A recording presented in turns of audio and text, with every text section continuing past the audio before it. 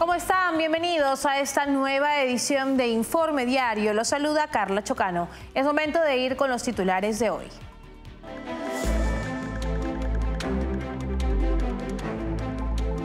La oposición venezolana denunció que el régimen de Nicolás Maduro detuvo a dos activistas, Reni Rodríguez, coordinador de formación de Vente Venezuela, y David Manuel González, militante del Partido Socialismo y Libertad.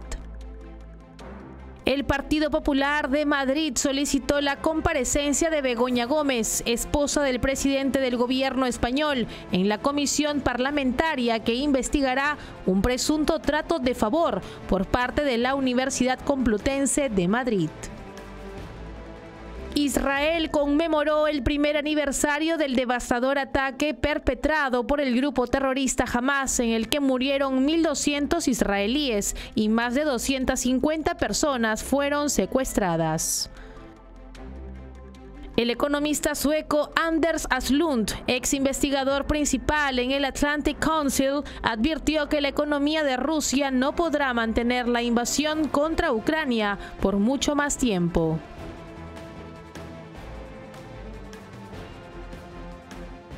Vamos con el desarrollo de la información. Un informe de la Fundación por los Derechos Humanos en Cuba ha revelado que al menos 117 presuntos represores del régimen cubano residen en Estados Unidos, lo que expone la contradicción entre su estancia en el país y la narrativa antiestadounidense del castrismo.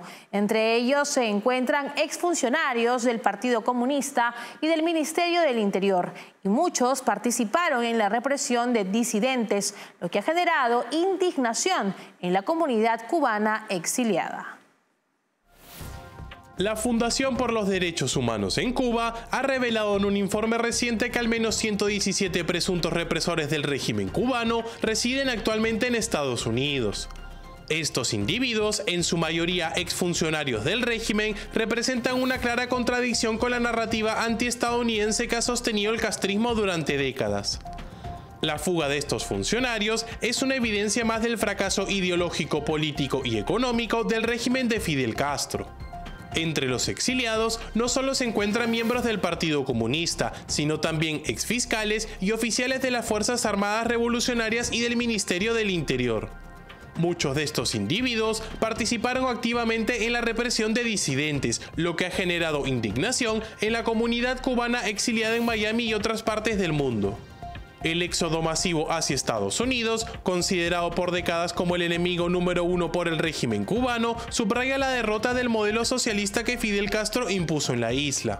A medida que las promesas de igualdad y justicia social se desmoronaron, estos funcionarios buscan una vida mejor en el mismo sistema capitalista que demonizaron.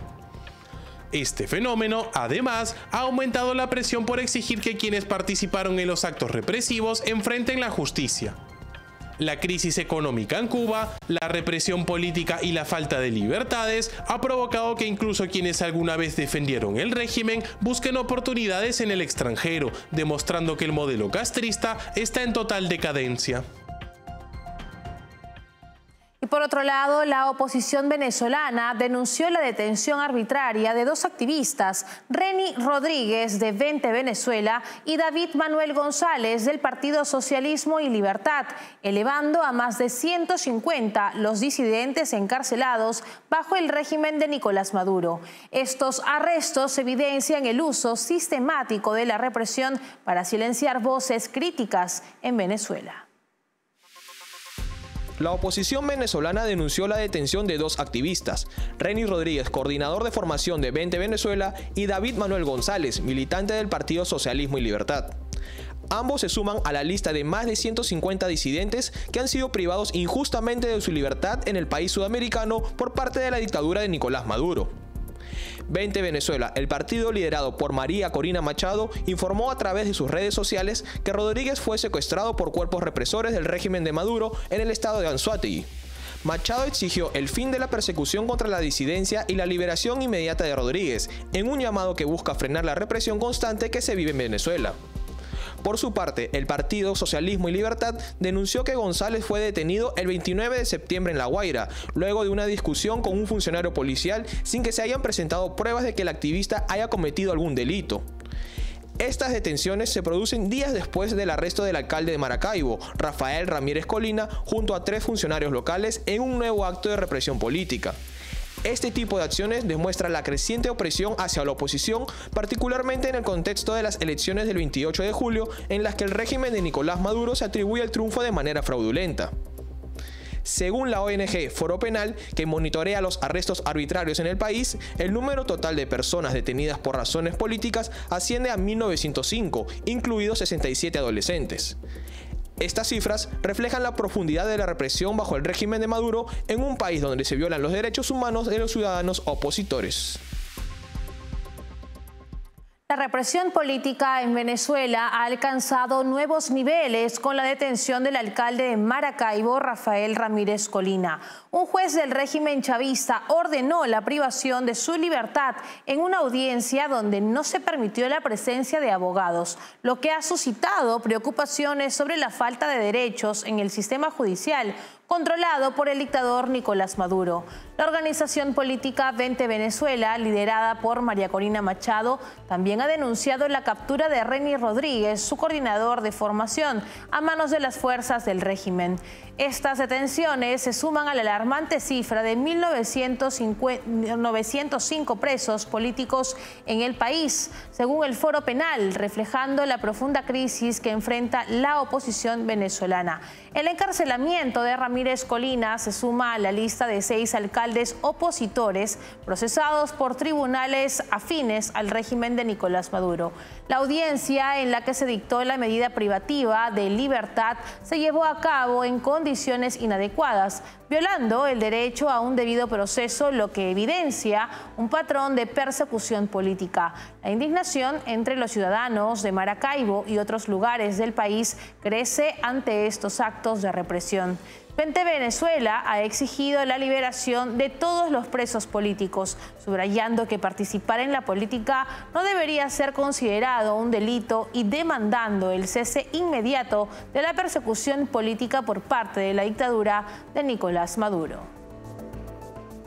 Y en otras noticias, el Partido Popular de Madrid, encabezado por Isabel Díaz Ayuso, ha solicitado la comparecencia de Begoña Gómez, esposa del presidente Pedro Sánchez, en la comisión parlamentaria que investiga un posible trato de favor en la Universidad Complutense de Madrid.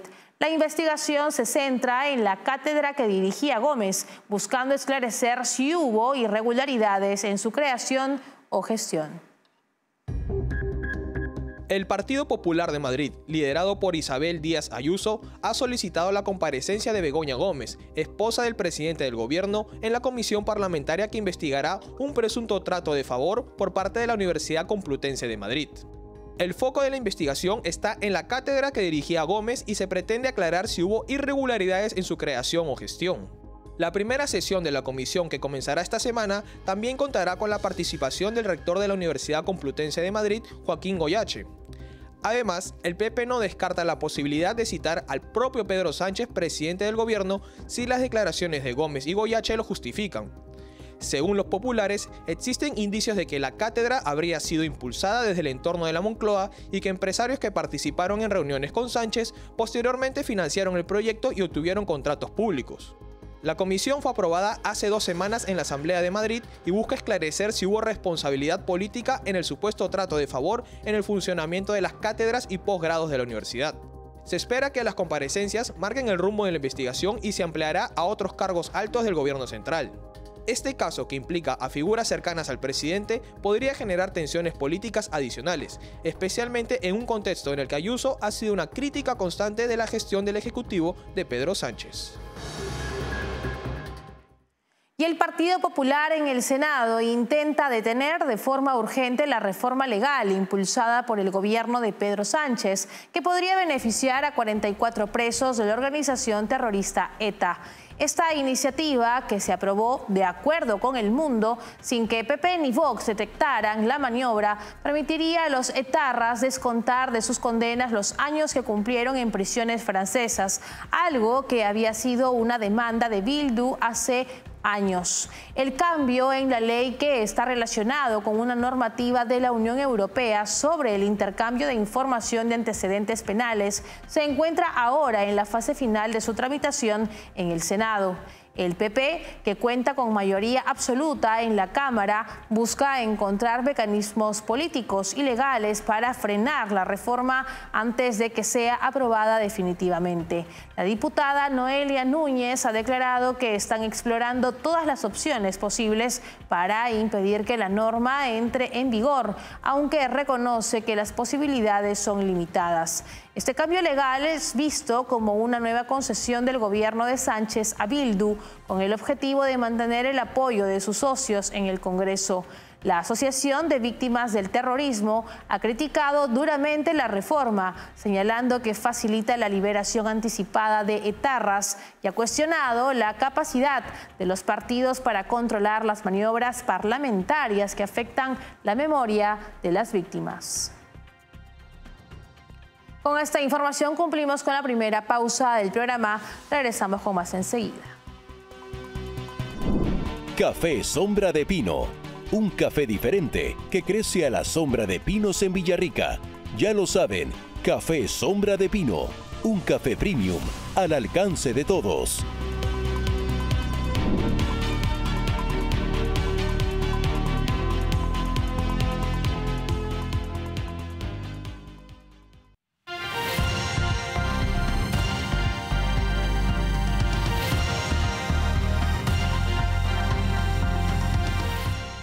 Estamos de regreso en Informe Diario. Israel conmemoró el primer aniversario del devastador ataque ocurrido el 7 de octubre del 2023, en el que murieron 1.200 israelíes y más de 250 personas fueron secuestradas a manos del grupo terrorista Hamás.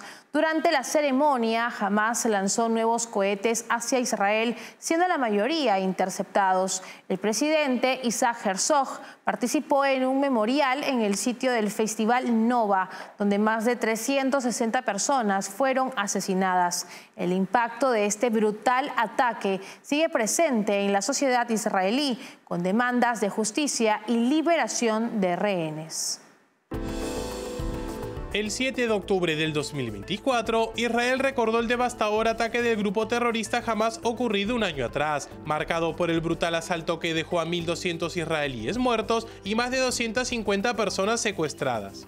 Durante la jornada conmemorativa, Hamás lanzó una nueva serie de cohetes desde la Franja de Gaza, que alcanzaron áreas del sur de Israel y Tel Aviv, aunque la mayoría fueron interceptados por las defensas israelíes.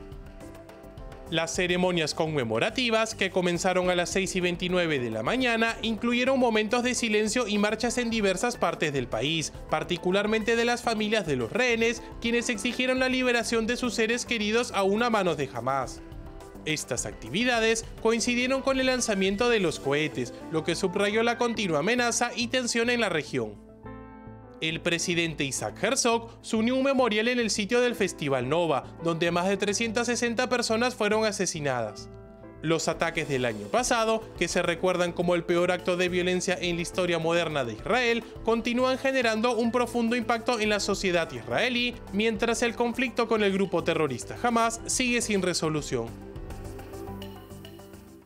Y en el aniversario del ataque del 7 de octubre del 2023, senadores republicanos de Estados Unidos presentaron una resolución condenando el ataque terrorista de Hamás contra civiles israelíes y reiterando su firme apoyo al país hebreo en el conflicto.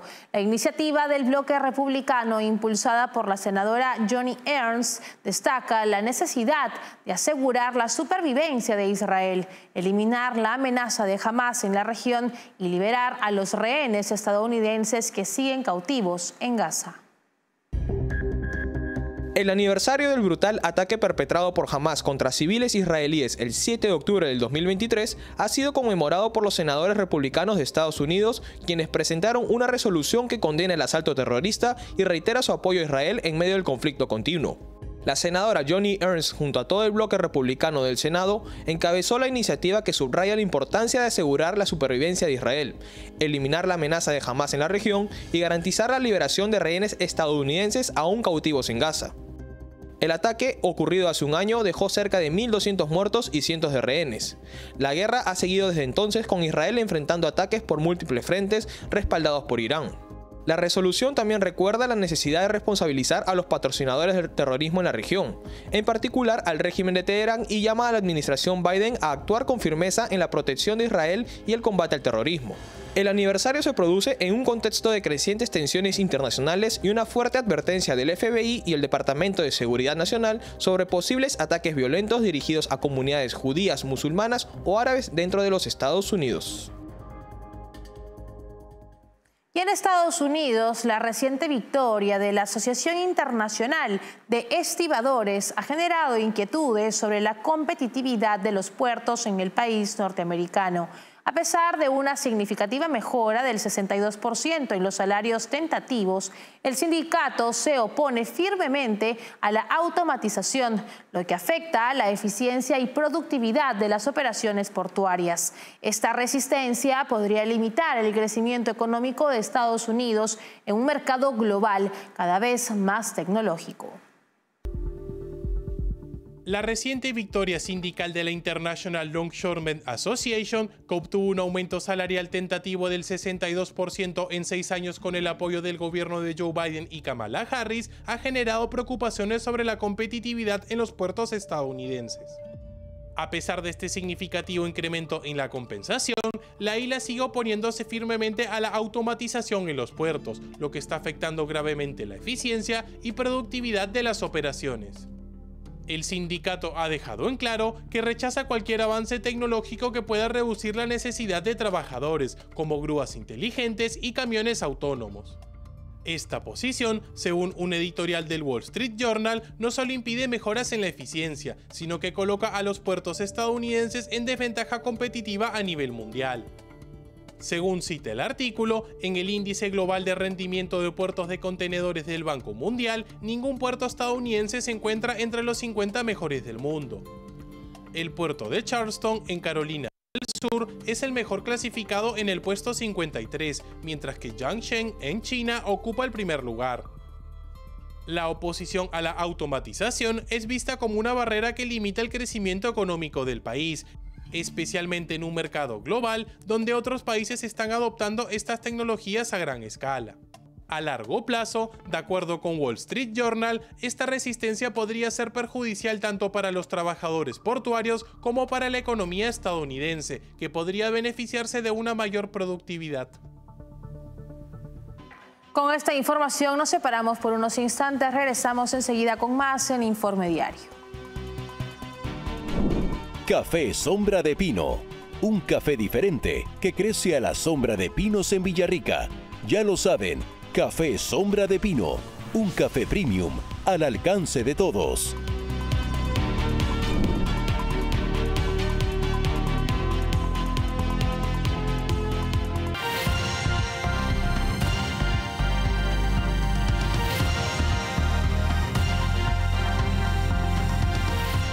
Continuamos en Informe Diario. El economista sueco Anders Aslund, ex investigador principal en el Atlantic Council y el presidente del Consejo Asesor Internacional en el Centro para la Investigación Social y Económica, advirtió que la economía de Rusia no podrá mantener la guerra contra Ucrania por mucho más tiempo. Aslund señala que las sanciones occidentales están reduciendo el PIB ruso entre un 2% y 3% anual, agravando las dificultades financieras del Kremlin. Con reservas en el Fondo Nacional de Riqueza reducidas a $55.000 millones, se espera que el país agote sus fondos para el 2025. Además, la economía rusa enfrenta problemas demográficos y tecnológicos debido a la fuga de talentos y las sanciones. La inversión en armamento y la guerra han afectado otros sectores clave, lo que ha llevado a una ralentización del crecimiento económico. Según Aslund, Rusia podría gastar alrededor de $190.000 millones en la guerra este año, equivalente al 10% del PIB, y los recortes en otras áreas del presupuesto serán inevitables. Otros informes, como el del Instituto del Banco de Finlandia, también proyectan un crecimiento económico de solo el 1% para el 2025-2026. Estas circunstancias podrían obligar a Rusia a reconsiderar su campaña militar en Ucrania a medida que las presiones económicas y financieras se intensifican. Hasta aquí llegamos en esta edición de Informe Diario. Para más novedades pueden escanear el código QR que aparece ahora en sus pantallas. No se olviden que estamos en www.grupotvl.com. Nos pueden seguir en Twitch como TVLESP. Nos escuchan en Spotify como TVL en español. Y recuerden suscribirse a nuestro canal de YouTube, donde nos encontrarán como TVL en español y podrán ver y seguir nuestra señal en vivo. Nos vemos en una próxima edición. Permiso.